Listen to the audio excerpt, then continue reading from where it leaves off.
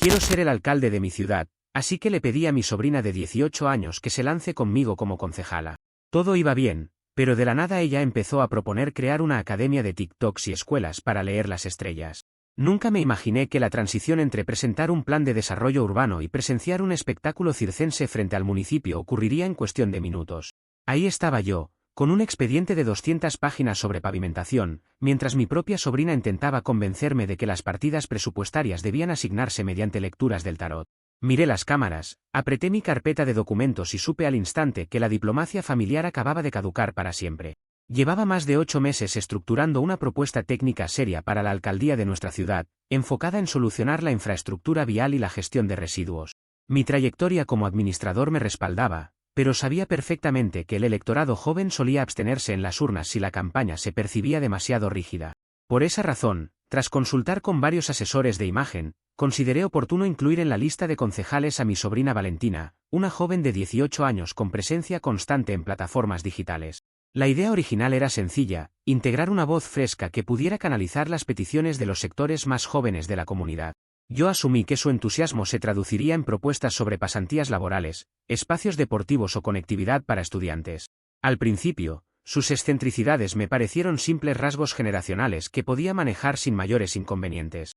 Ella no podía caminar por la calle sin grabar historias en directo ni comentar la decoración de los comercios locales como si fuera una jueza internacional de estilo. En los primeros mítines de prueba, se limitaba a sonreír para los teléfonos de los asistentes y a pedir que me pusiera corbatas de colores más llamativos. Aunque sus intervenciones eran bastante superficiales, mantuve la compostura y asumí que iría aprendiendo la dinámica de la administración pública con el paso de los días. Sin embargo, mi error fue no notar que ella no veía la política como un servicio a la comunidad, sino como un escenario gigante diseñado exclusivamente para su beneficio personal. El quiebre definitivo ocurrió durante la primera reunión formal de trabajo de nuestro equipo de campaña en la sede central. Habíamos convocado a los técnicos, contadores y coordinadores de barrio para revisar la distribución del presupuesto de inversión social. Cuando tomó la palabra, Valentina no presentó carpetas ni cifras, sino que desplegó una lámina llena de recortes de prensa y bocetos de iluminación. Propuso formalmente que el municipio financiara la creación de casas de contenido públicas equipadas con aros de luz gigantes para que los creadores locales grabaran vídeos virales. Todos en la mesa nos quedamos en absoluto silencio, esperando que soltara una carcajada para confirmar que se trataba de una broma de mal gusto. Para mi sorpresa, no hubo ninguna risa, sino una mirada de profunda indignación de su parte al notar nuestra falta de aplausos. Cuando el contador del equipo le explicó con amabilidad que los recursos públicos estaban destinados por ley a la infraestructura básica, ella frunció el ceño visiblemente molesta. Aseguró sin titubear que asfaltar calles era una mentalidad del siglo pasado y que la prioridad de una ciudad moderna debía ser la visibilidad digital. La tensión en la sala comenzó a subir rápidamente mientras los coordinadores de barrio se miraban entre sí con evidente incomodidad. Yo decidí guardar silencio absoluto en ese momento, observando detenidamente cada una de sus gesticulaciones para evaluar hasta dónde estaba dispuesta a llevar su insensatez. La situación pasó de ser una anécdota ridícula a un verdadero peligro político cuando continuó con la siguiente parte de su presentación. Sin ningún tipo de vergüenza, sugirió que la asignación de fondos para las distintas parroquias de la ciudad no debía basarse en índices de pobreza, sino en cartas astrales. Afirmó con total convicción que el signo zodiacal del mes dictaría qué vecindario recibiría mantenimiento en sus tuberías de agua potable. El equipo de finanzas simplemente no sabía si tomar notas o abandonar la habitación inmediatamente ante semejante nivel de desconexión. Yo abrí mi libreta de apuntes y empecé a registrar detalladamente cada una de sus frases exactas, consciente de que necesitaría pruebas irrefutables de su incompetencia. Viendo que nadie en la mesa validaba sus disparates, Valentina decidió dar un paso más allá y dirigirse directamente a mi postura como candidato principal. Exigió que descartáramos de inmediato nuestro eslogan oficial de campaña, el cual hablaba de orden y transparencia, para reemplazarlo por una rutina de baile viral. Según su particular perspectiva de la realidad pública, las propuestas programáticas eran totalmente irrelevantes porque el presupuesto municipal no generaba interacciones en redes. Mencionó tajantemente que si no hacíamos que el proyecto de ciudad fuera tendencia en plataformas digitales esa misma semana, la campaña estaba destinada al fracaso absoluto. Fue en ese preciso instante cuando comprendí que su presencia en la lista era un riesgo inminente para la credibilidad de todo el equipo.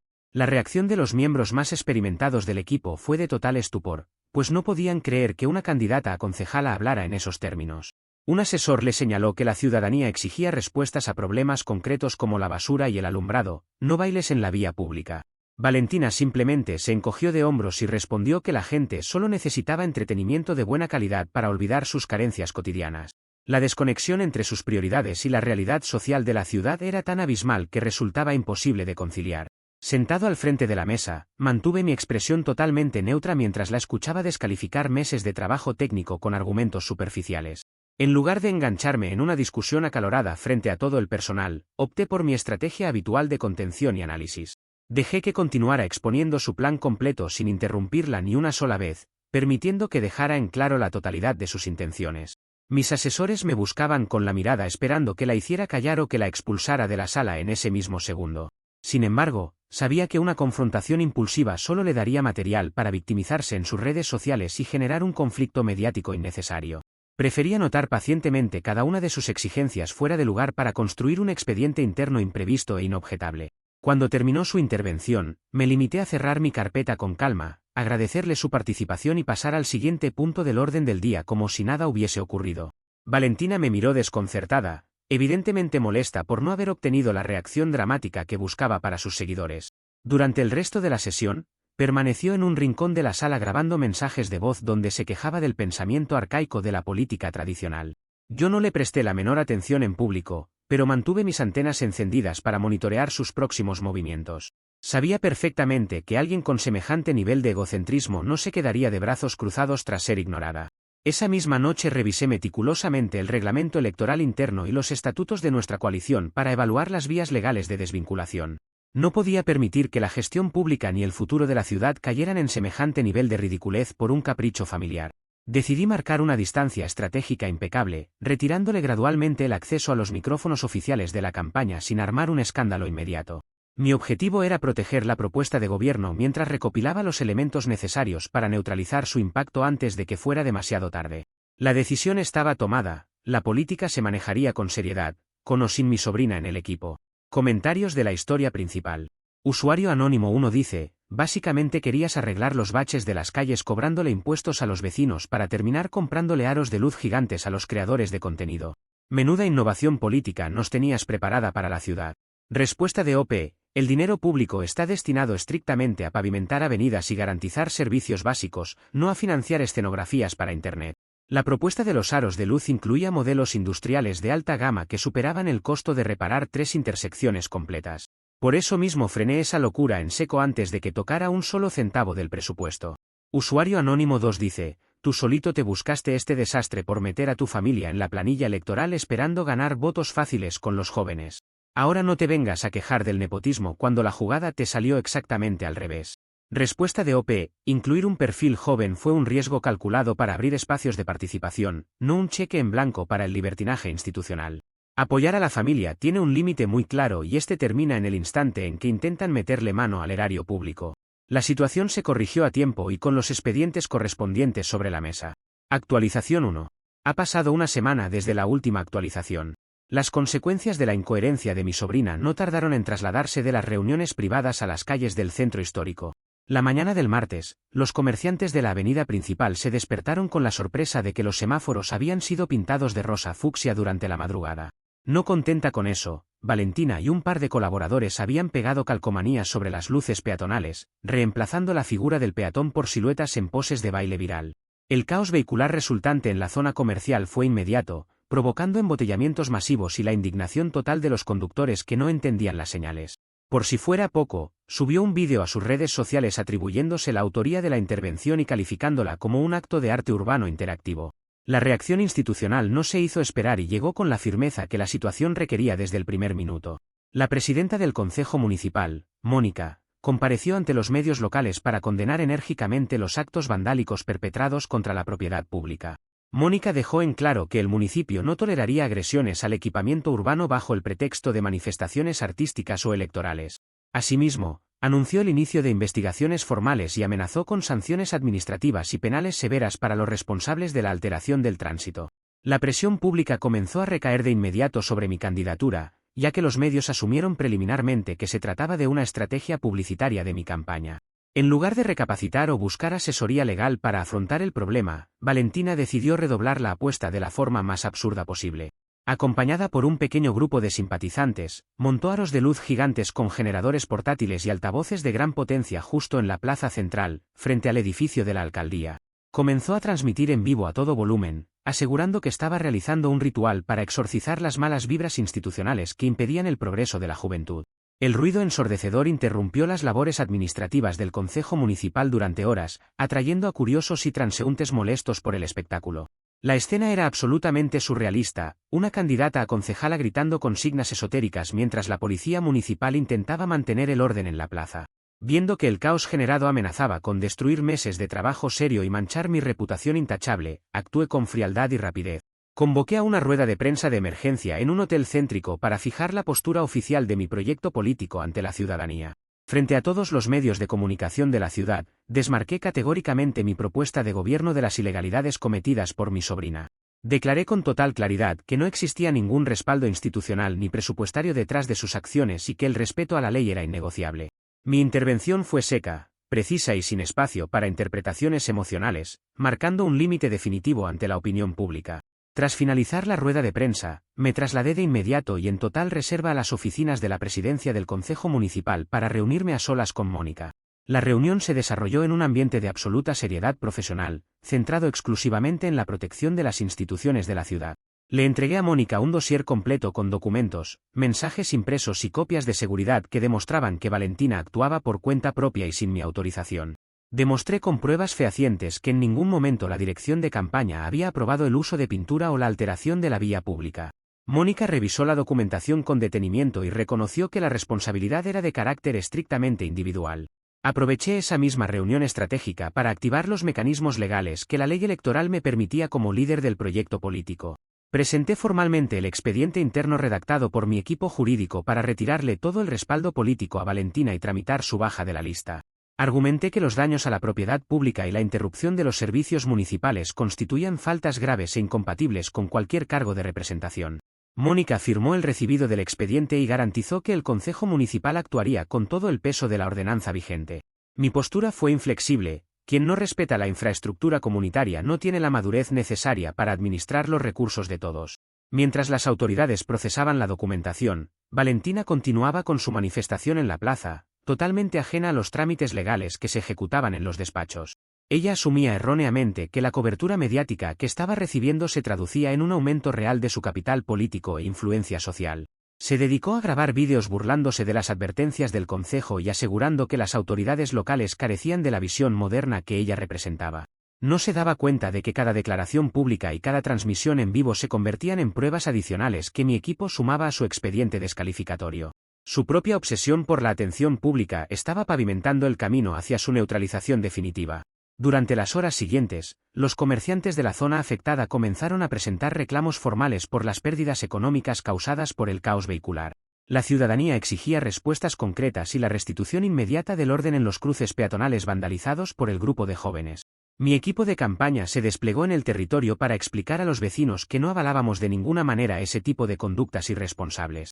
La respuesta de la gente fue positiva al notar que el candidato principal no intentaba encubrir ni justificar los desmanes de su familiar.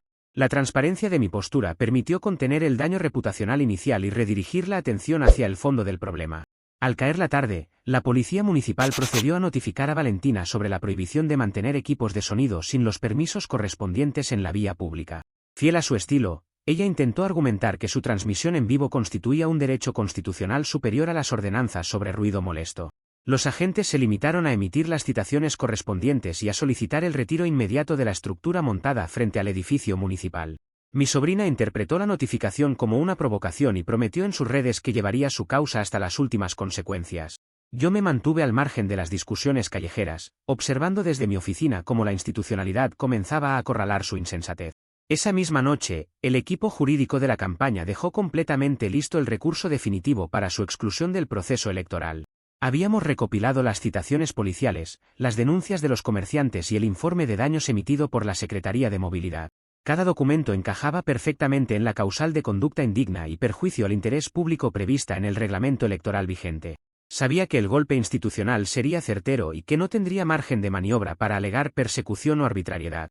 Mientras ella festejaba en Internet el alcance de sus vídeos, la maquinaria jurídica completaba su trabajo en absoluto silencio. Al día siguiente, los periódicos locales abrieron sus ediciones destacando la separación clara entre mi candidatura y las acciones irresponsables de la joven. Los editoriales valoraron positivamente que un aspirante a la alcaldía no dudara en aplicar la ley dentro de su propio círculo cercano. La imagen de firmeza y respeto a las normas que proyecté fortaleció la confianza de los sectores más moderados del electorado urbano. Valentina, por su parte, continuaba convencida de que todo formaba parte de una narrativa dramática que aumentaría su popularidad en plataformas digitales.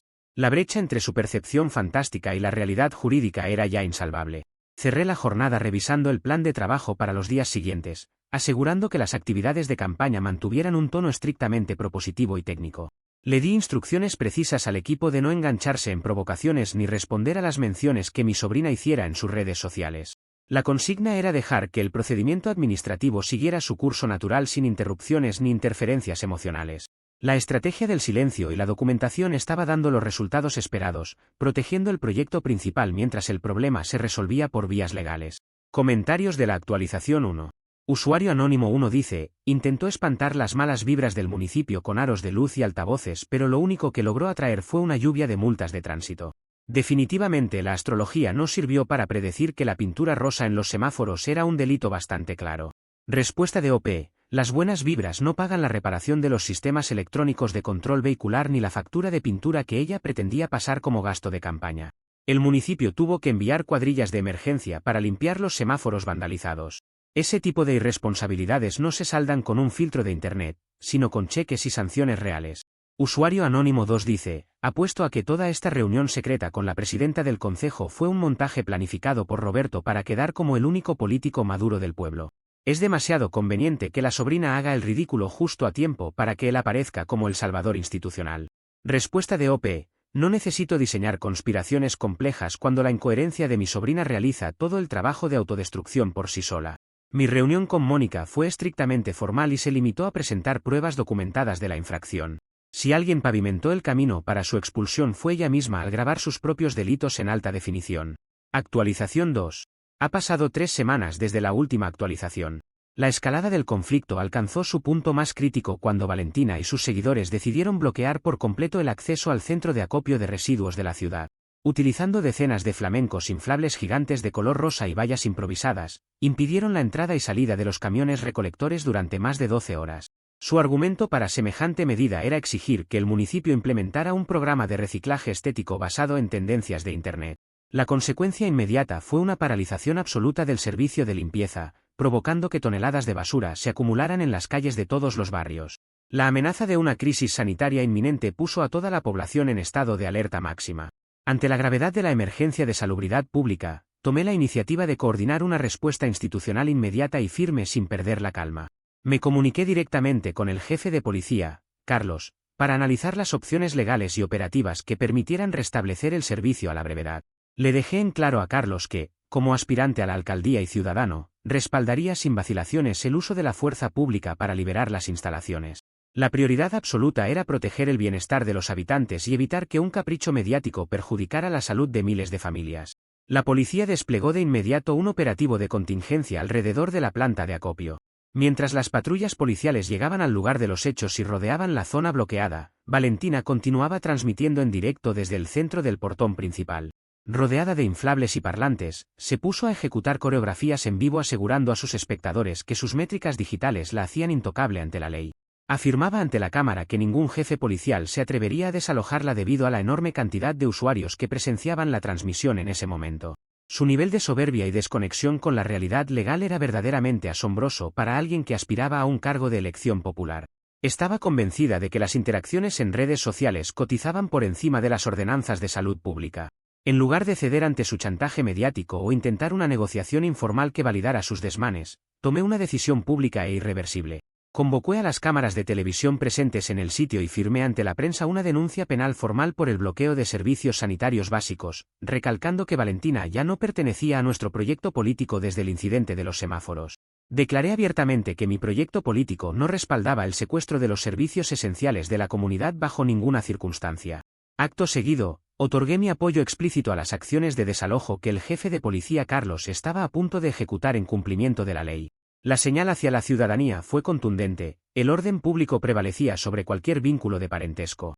Recibida la autorización formal y agotados los canales de advertencia, Carlos ordenó la intervención inmediata de las fuerzas de seguridad para despejar las vías de acceso. Los efectivos policiales avanzaron de forma organizada, procediendo al desalojo de los manifestantes que se negaban a retirarse voluntariamente del lugar. Durante el procedimiento, Carlos ordenó la incautación de la totalidad de los flamencos inflables y equipos de sonido como evidencia material de la obstrucción de servicios públicos. Valentina observó en absoluto estado de shock cómo las fuerzas del orden desinflaban sus escenografías y las cargaban en los camiones policiales. La efectividad del operativo dejó en evidencia que el Estado de Derecho no se detiene ante un teléfono inteligente. Para contrarrestar la emergencia sanitaria generada por el bloqueo, contraté y pagué de mi propio bolsillo un operativo de limpieza de contingencia con maquinaria privada.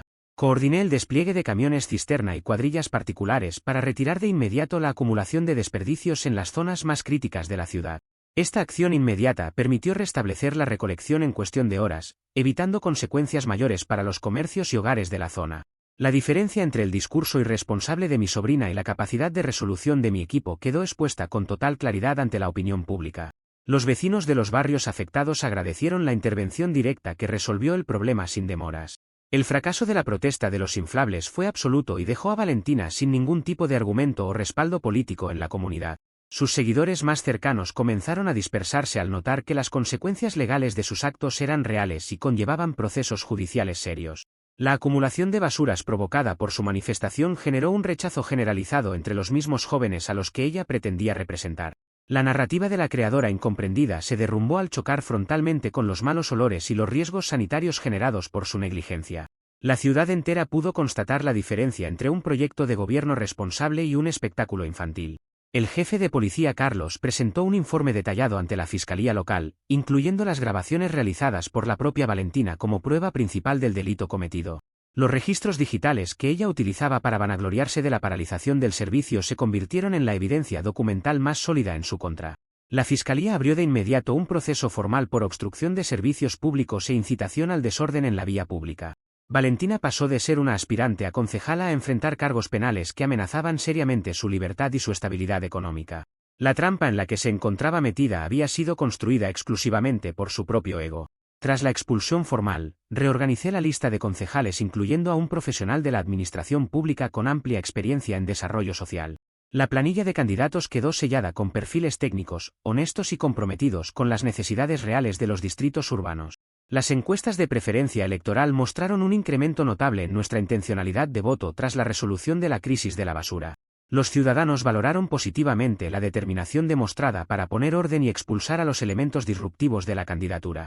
La campaña recuperó su curso institucional, enfocándose nuevamente en las propuestas de infraestructura y transparencia.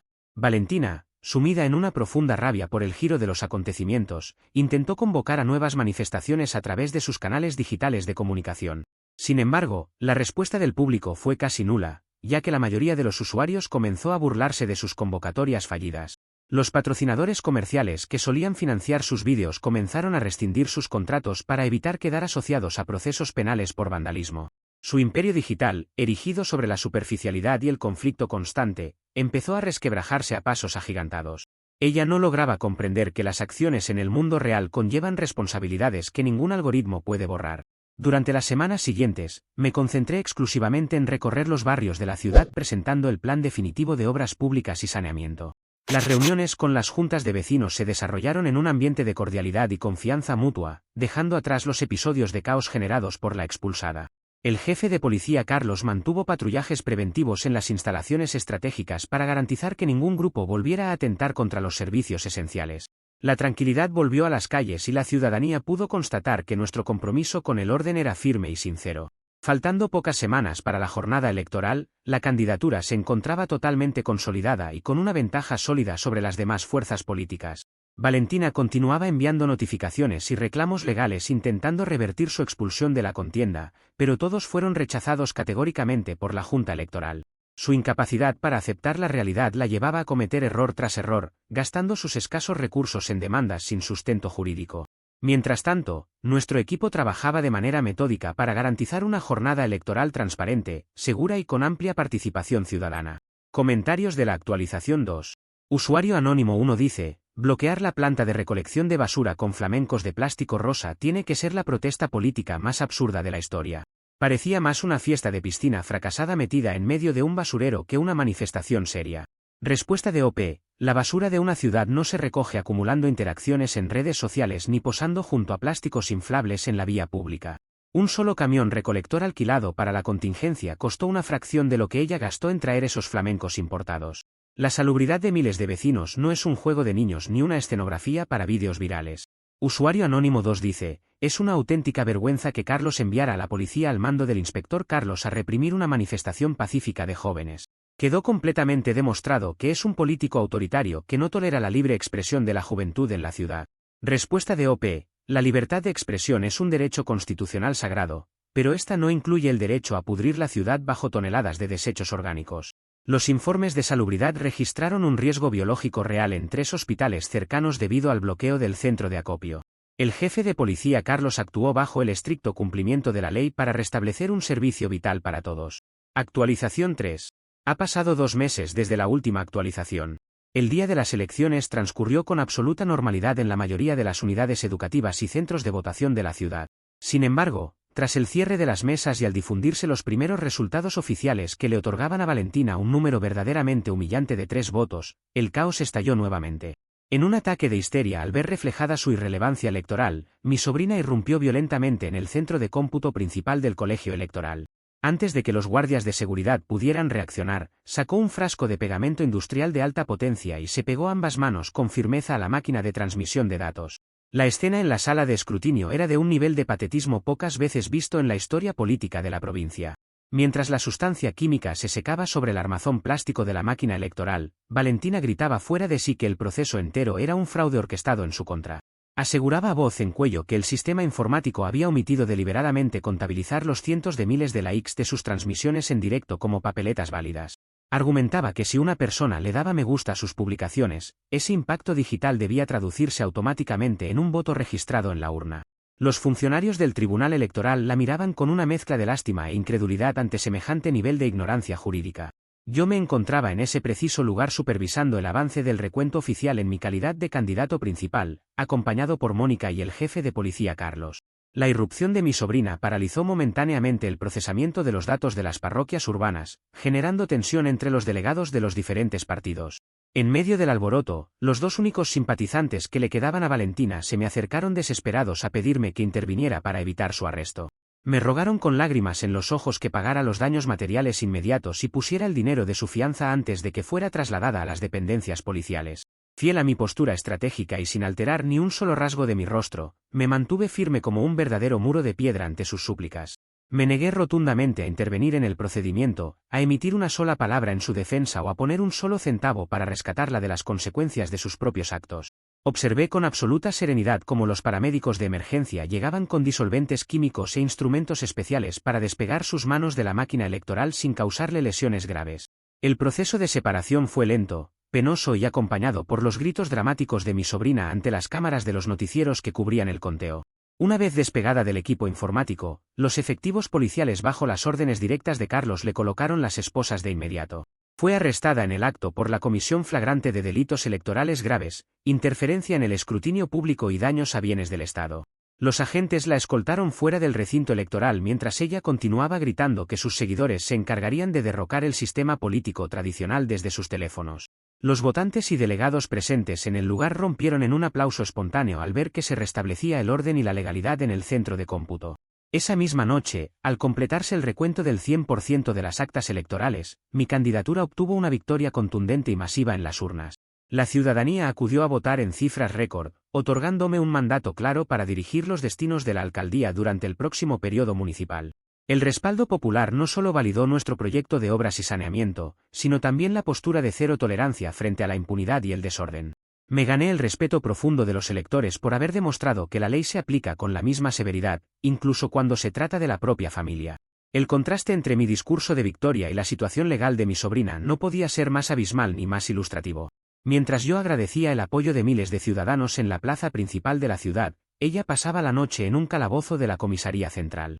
Los medios de comunicación destacaron en sus portadas matutinas la madurez institucional de la campaña y el triste desenlace de las aventuras digitales de la expulsada. El intento de manipular el sistema democrático con pataletas de Internet había finalizado en un expediente penal irrebatible. La satisfacción del deber cumplido y el respeto a las instituciones prevalecieron sobre el caos.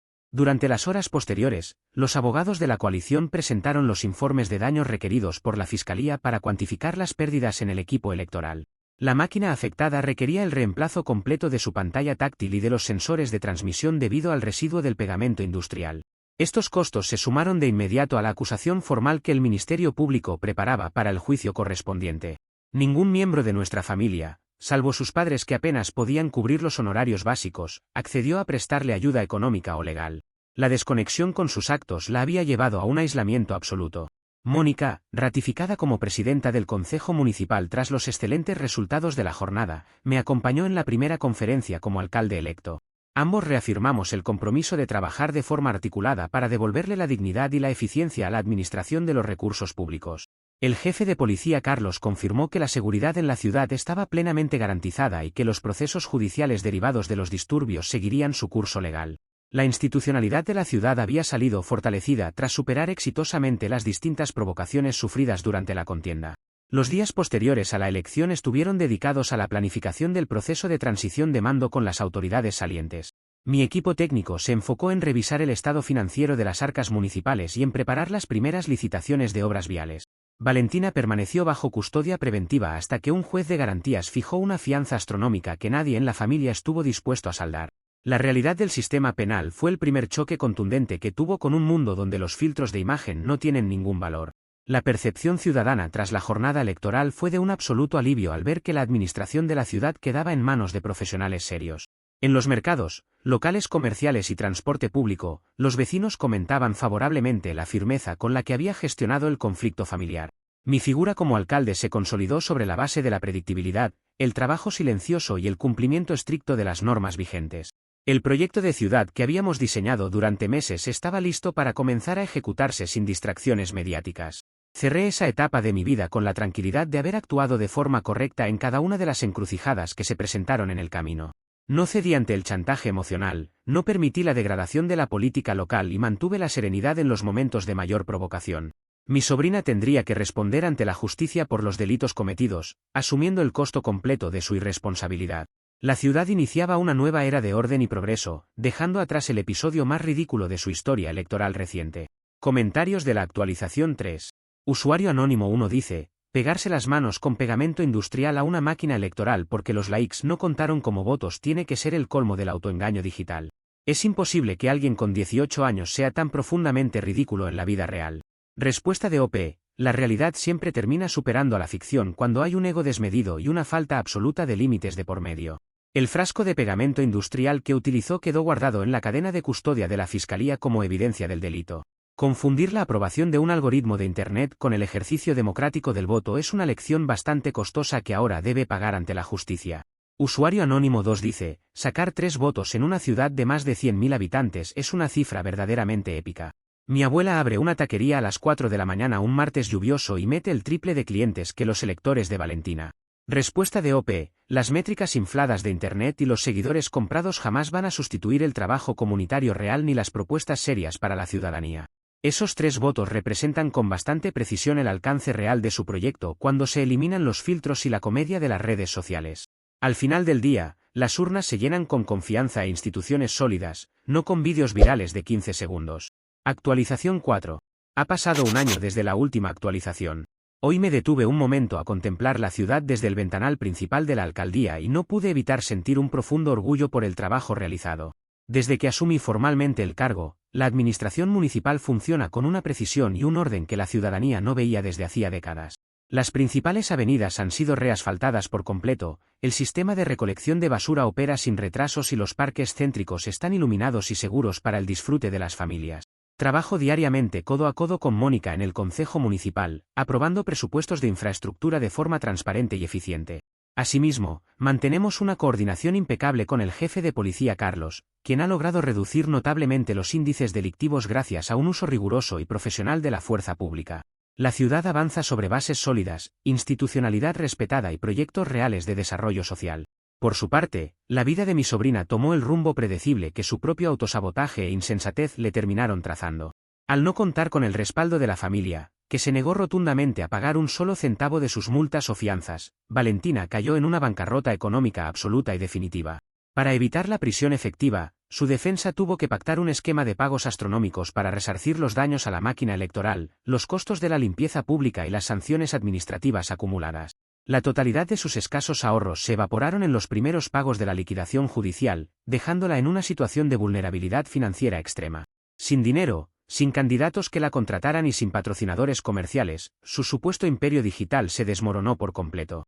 Actualmente, Valentina vive en un modesto y deteriorado cuarto alquilado en las afueras de la ciudad, alejada de cualquier círculo de influencia social o política. Para intentar cubrir sus gastos básicos de subsistencia, realiza transmisiones en vivo de varias horas a través de una plataforma secundaria de Internet. La audiencia de sus programas se ha reducido trágicamente a 2 personas fijas y a su propio gato, que suele dormirse frente a la cámara mientras ella habla sin parar. Lo más ridículo y cómico de la situación es que en sus transmisiones diarias sigue jurando con total convicción que fue víctima de una conspiración política internacional orquestada por el municipio.